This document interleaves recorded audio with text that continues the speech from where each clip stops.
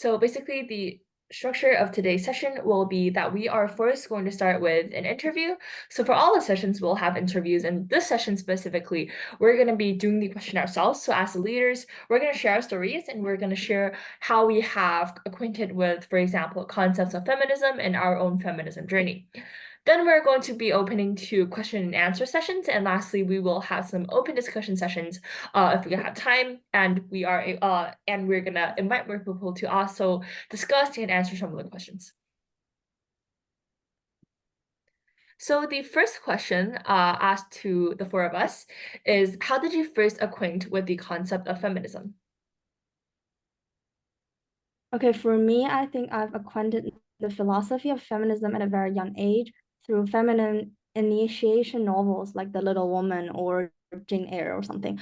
But to be honest, I never considered myself as a typical feminist. I got to know the concept of feminism mainly in high school through the prevalence of social media like Xiaohongshu in China, where girls kind of started to set rules to other girls about what should you must or mustn't do in order to be qualified to be a feminist, or you will get hunted. I hate to be taught to do things like that and be defined by other standards. So, and I think as long as my philosophy and my behavior is beneficial towards gender equality and independency, not being distracted by the norms of patriarchal society, I'm on the right side. So I'm an independent feminist, I think, but not a typical feminist. So for me, I think my feminism journey was also quite not exactly the most peaceful one. So I kind of have different ideas of feminism at different stages in my life. So I think very start it has always been an idea that was around me, but I was never really actually acquainted with feminism. So when I was younger, like in middle school and primary school, I was acquainted through fairy tales at a very young age from reading books like Little Women. I kind of got this idea of what feminism is, what feminism might look like, but I wasn't really able to be that acquainted with it. However, later, the official introduction of feminism to me was in eighth grade, where as a class we learned about feminism books, feminism theories, and what feminism actually is and how it is in the current world. So I think at that time, what I actually thought of was quite different from what I think now. But after then, I started doing research on feminism, and from now, I mainly take in feminism from reading as well as from research, and also from the observations in social media. So I think that feminism it is really something that is interwoven with the whole society, with a lot of things, and it has been a very, very major part of my life now. So the next question is, what led you to become a feminist, and how would you describe your feminism journey? Well, for me, I have witnessed some phenomena related to gender bias, which I will elaborate on later. So I'm basically just trying to understand the complex reason behind the observed phenomenon. And to understand this, I joined the HFI Girls Club. There I learned more about gender stereotypes. And when I spoke openly about the challenges girls face and shared my own stories as well as those of others with permission. And no less importantly, I founded Girls Who Code to draw on and support women in computer science in our school and served as president of the math club at HFI. And now I joined Grow Up, and I'm honored to work with you together to further my journey to Voice for Girls. And for me personally, I think that me becoming a feminist, I cannot really be able to surely indicate like when or a specific moment or a specific time that I led me to become a feminist. However, I think that by realizing the realities and the hardships that women are facing in the current society, it really made me realize how feminism still needs work. That, for example, in eighth grade, when I was first acquainted with feminism, I was acquainted with statistics like, for example, how more women are graduating from universities compared to men. And I was kind of fixed into the idea that already have equality to a very large extent, that we don't need feminism. However, as I was really able to research and to get to know how feminism is like in all forms, in all different social classes, as well as in all countries, I realized how feminism still needs a lot of work and we still have a very, very long way to actually achieving gender equality. So by realizing all these problems and by learning the trajectory that women have actually overcome all the challenges and barriers to women to stand to the current status where we're still not exactly equal. It made me realize that we actually need a lot of things that we can do, even if individually, or like, for example, now we're starting a seminar, we're trying to gather women to think about these social issues. These are all things that I think I personally have taken more actions in research, in gathering people to try to understand the inequalities that women face and to actually try to become a better feminist that can impact the society. So next, what do you think are the challenges that women continue to face in the modern society? Well, generally, I think despite significant strides towards gender equality, women still face challenges in fields such as STEM and beyond, just as Yi said, and they often find themselves overlooked or marginalized, requiring them to exert greater efforts to secure the same opportunities that men historically enjoyed. And this persistent disparity underscores the ongoing need for concerted efforts to address systematic biases and ensure equal access and recognition for all individuals, regardless of gender. For me, I feel like this is like an overall phenomenon that I've observed in this society, but I feel like the challenges of feminism in the modern society is very like pretty polarized in my opinion.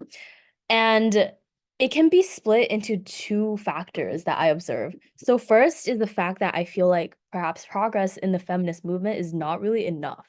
Because due to the pre-existing notion of the male patriarchal society, it's kind of difficult to shift our thinking to balance out the perspectives of the genders that much, even though we are like living in an increasingly feminist society. I feel like people have seemed to have gotten used to the fact that most things are male dominated and females are perhaps like inferior. I mean, like, even though we're not thinking like in a straightforward narrative like that, but then the notion is definitely buried in our subconsciousness. Like, for example, we use cuss words, but then we don't realize that they are misogynistic. And we still think of mothers as like the more important caretaker when it technically should be like both parents, right? But then, and then we all still think of like men first when we are mentioning powerful roles like hero, CEO, or like any higher position or ranking or influence. So that's on the fact that perhaps progress in the feminism movement is not enough. But on the same time, it's at the same time where it seems to me that sometimes people are saying feminism is going over the line. And let me elaborate. Because in my point of view, women are indeed like receiving care, but then things are improving in a feminist way. But I feel like opposition is growing because the movement is becoming perceived in a way that's way overly simplified. It just seems that these rights are just rights because they are just there. But then when people look at it in the simplified way and try to link it with the way that people are granting certain rights and attention and care to women, is what makes the movement seem overrated, as they cannot link the value of the response of the limited simplified version that impressions them with the current value of response that the women are receiving. And this is what challenges the woman. And I feel like many are like getting influenced under this misunderstanding as well.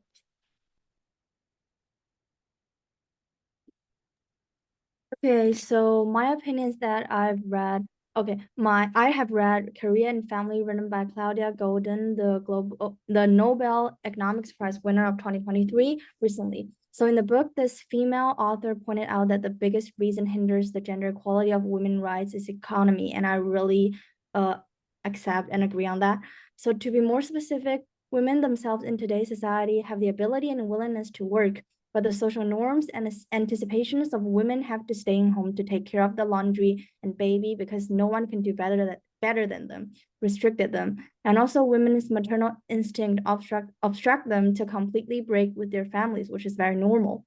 And under this situation, women earn less money, have less right of speech in the family and also in the society, to be less paid attention to, and have less opportunities. This vicious circle goes on, and it might only be broken if girls refuse to step into relationships and marriages evermore. They want to make themselves absolutely independent to be attached to any additional responsibility and becoming extremely rational or unfeeling. Yet neither do themselves or do the other girls can 100% make it. And to me, this swing in mindset is really torturing for all of us. And for me, I think I've also witnessed many challenges that women continue to face in the modern society. And I want to mainly break it down into the parts that are more, for example, the legal barriers and the barriers that are, they can be restricted by some legislations, but they are not the more important and landmark barriers that women face, and the more second generation issues. So first of all, there are some of the very major issues, landmark issues that has still not been fought. So for example, in many countries in the world, if we're not jumping out of the European or American-centric narrative, we can see a lot of countries, women don't even have the right to the basic rights, for example, voting rights, equal pay rights. Women do not have the rights to control their own bodies, to abortion, to pregnancies, and all of these things. So in many, many cases, there are legislative barriers to women that there are a lot of things that women are restricted to do, and they are very, very severe. But in the modern society, another major aspect is actually the more subtle side. So the second generation issues, the issues that have been passed down from previous feminists, from previous generations, and is not issues that are starting to pop up or major issues that still need to be fought. So for example, workplace discrimination, brass ceiling that women face in terms of in working, maternal paternal leaves, and biases that women face in everyday life, how women take up more of the domestic life. And these things, they constitute of a lot of the discrimination and bias against women in the modern society, and we cannot really regulate them with a single law or a single legislation, because these are not things that could just be because there are already laws, for example, the most basic equal pay laws. However, they have not guaranteed women actually the right to actually having equal pay, because there are other ways, there are subtle discriminations in the workplace and at home and in the society in many, many ways. So due to all of these pressure that society puts on women, these are a lot of the reasons that women are still being discriminated, and women are still being treated with bias and prejudice. And these are many of the challenges that actually turn into actual actions and actual suppression against women. So in order to actually make sure that women and men have the same equal rights, it would still take a very, very long time. So just in last year, there was a report by the World Economic Forum that stated there is still 151 years to fully close the gender gap. And 2 years ago, the number was 135 years. So we're actually getting worse in some ways. So there's so many challenges that women continue to face. Maybe not all of those cases still remain to be as bad as 100 years ago, but there certainly are many, many of these challenges that actually are still oppressing women in many, many forms.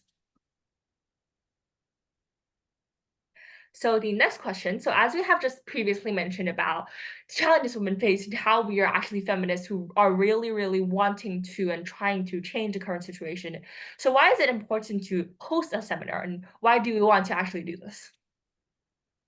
Well, generally, like by providing a forum for dialogue and collaboration, Grow Up empowers girls to amplify their voices and contribute to a more comprehensive understanding of the challenges they face.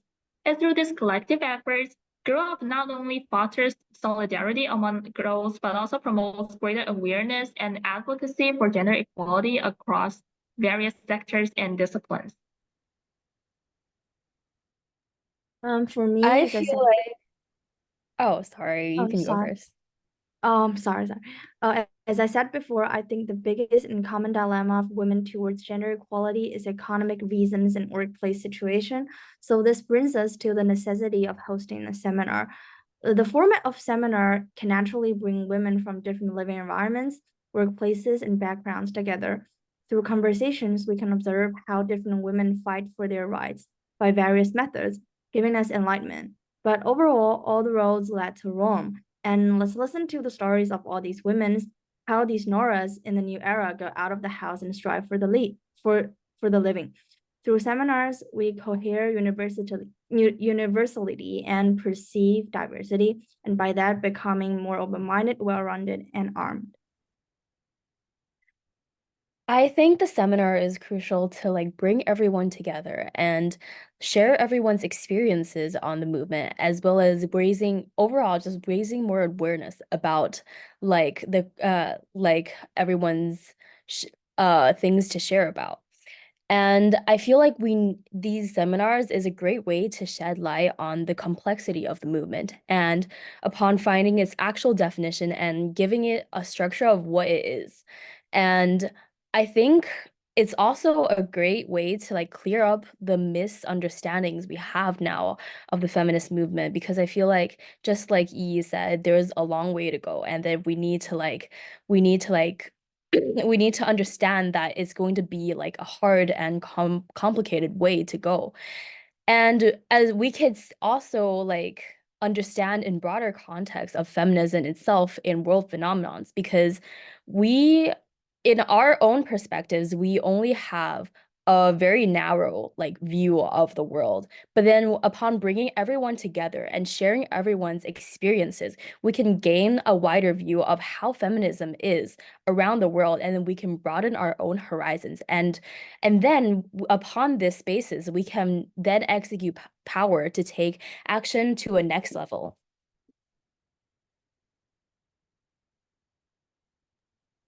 So now we'll be moving on to some questions that are more specific to each of us, our fields of study, and what we have observed personally in our own lives.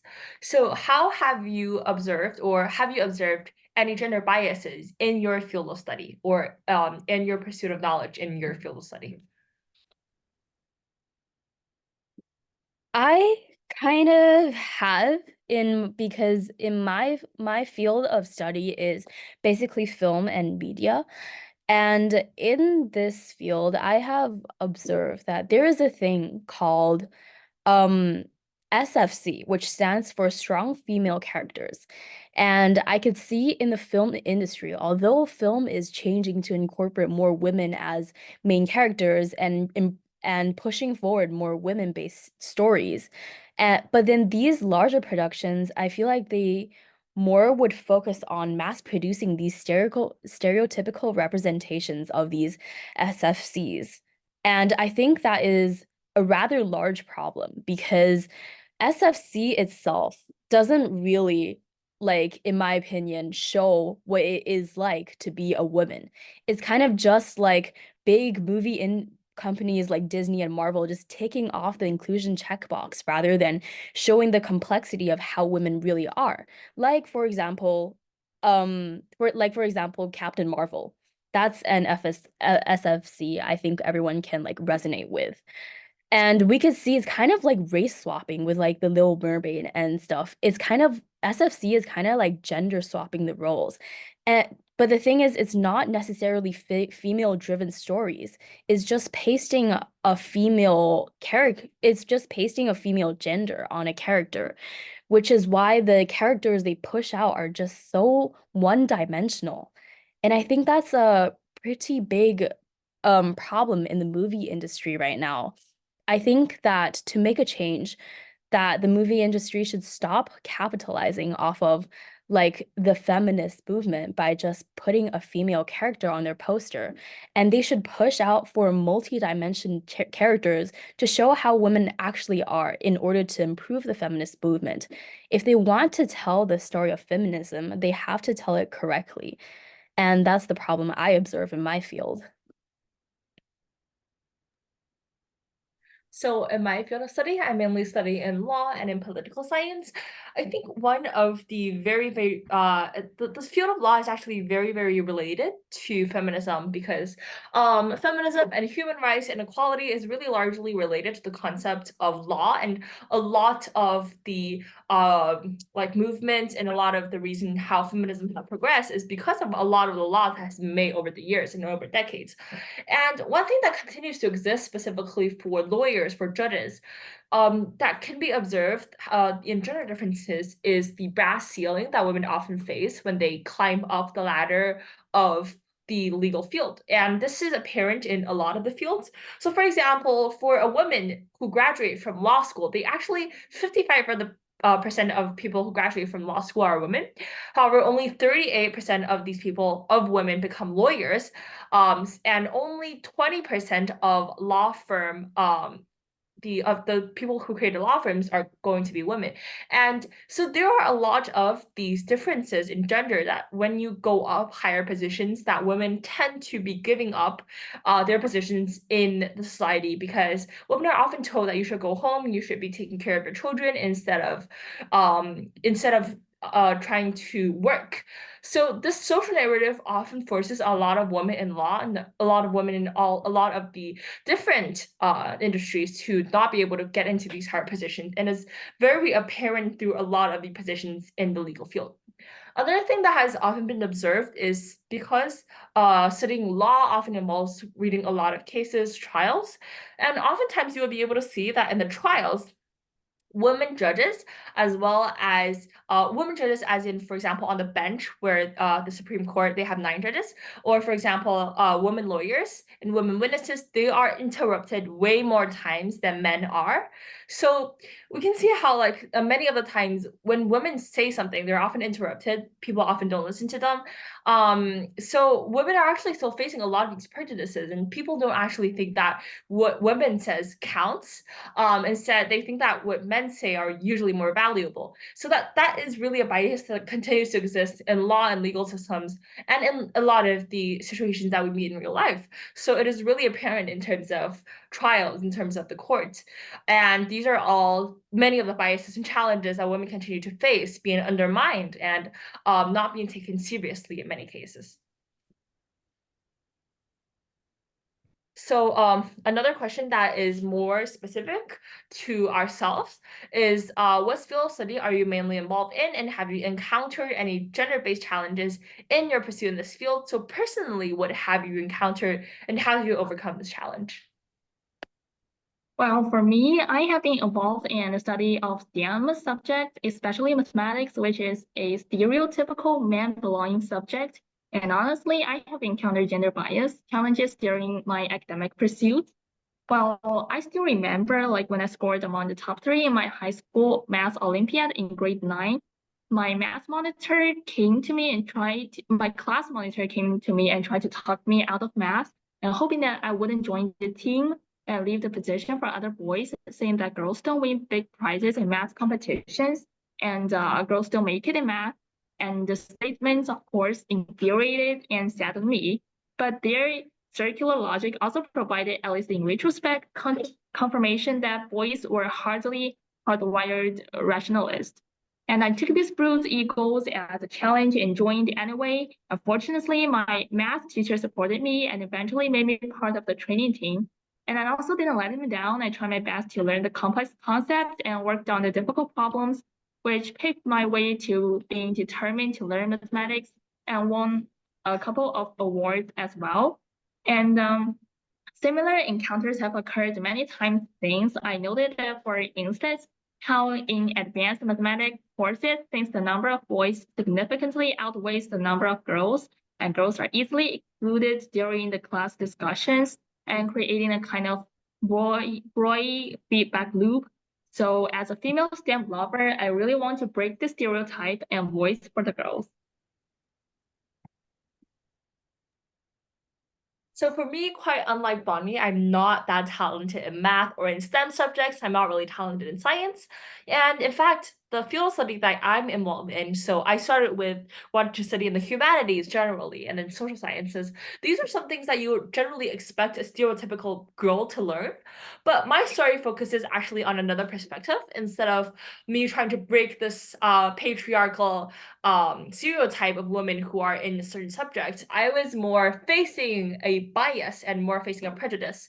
So I went to an event that was related to political science that was hosted by so me and a lot of other people. So when I actually went to the event, I realized that a lot of those participants are women. In fact, about 80% of the participants were girls. However, amongst the committee who organized the event, I was the only girl there, and all the other people who were chairing the event were male. And I realized how when they were discussing things, they were not really referring to me, and they would not discuss with me. And when they're talking about ideas that really, like for example, we wrote something before this event to we planned it together. But when a person discusses with another person, they would tend to choose to talk to the other male chair instead of me. And I realized how that they actually did not really value my ideas. They did not really value the what I was able to give and my output.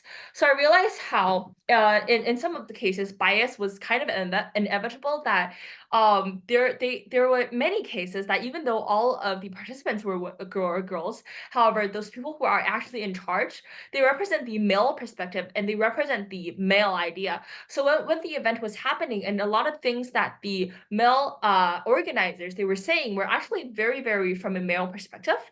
And what I did after a recess, I was actually talking to them and I approached them to say that this is not okay, that you're ignoring me, you're neglecting my ideas, and you're giving out a lot of the ideas that are not right and does not fit with the values that we want to enforce in this event. So after that, they were able to kind of tone it down and did not really act in a very, very offensive way after I said that. However, I think from this, we can actually see how it still exists a lot of prejudices and bias in the modern society to women. Specifically, from my own experiences, I still feel that even though this might not be as severe as many of the cases where I've been targeted specifically at, however, this really made me feel uncomfortable, and I feel like I was targeted against in some ways. And so it does exist, a lot of the biases and prejudice still exist in the society. And what we can do is just try to stop them. We want to enforce the idea to women that you should feel powerful and that you should be able to talk back to them and tell them that this is not okay at any time that you want, and you should be able to do that. You should feel empowered to do so.